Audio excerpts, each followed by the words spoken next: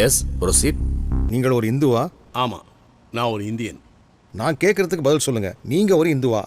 சொல்லுங்க. ஆமாம், நான் ஒரு இந்து. அப்போ நீங்க வணங்குற தெய்வம்? நான் வணங்குவது கடவுள், தெய்வம் அல்ல. தெய்வம் வேறு, கடவுள் வேறு. I object this your honour. Objection sustain. Note this point your honour. இவர் மக்களை திசை திருப்பி ஆன்மீகம் என்ற பெயரில் குழப்பம் விளைவிக்கிறார். இப்போவும் சொல்கிறேன், நான் ஒரு இந்து. ஆனால் நான் வணங்கும் கடவுள் கிறிஸ்து.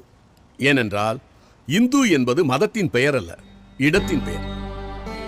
நம் இந்தியாவில் இருக்கிற யாவரும் இந்துக்கள். எல்லா கிறிஸ்தவர்களும் இந்துக்கள். இந்துக்கள் என்றால் இந்தியர்கள் என்ற அர்த்தம்.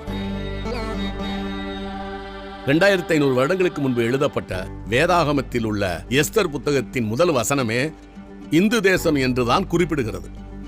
இந்து என்ற பாரசீக சொல்லும் ஸ்தான் என்ற ஈரானிய சொல்லும் இணைந்ததே இந்துஸ்தான். வடமாநிலத்து இந்தியர்கள் நான் இந்தியன் என்று சொல்வதற்கு ஹமாரா இந்துஸ்தானி என்றுதான் சொல்வார்கள். கருத்துப்படியே நான் வரேன். நீங்க ஒரு இந்து, நீங்க வணங்குவது கிறிஸ்து. நீங்க கிறிஸ்தவர், ஆனால் இந்து. அதெல்லாம் இருக்கட்டும். ஆனா அந்த கிறிஸ்து இந்துவா? அவர் வெள்ளைக்கார கடவுள் தானே.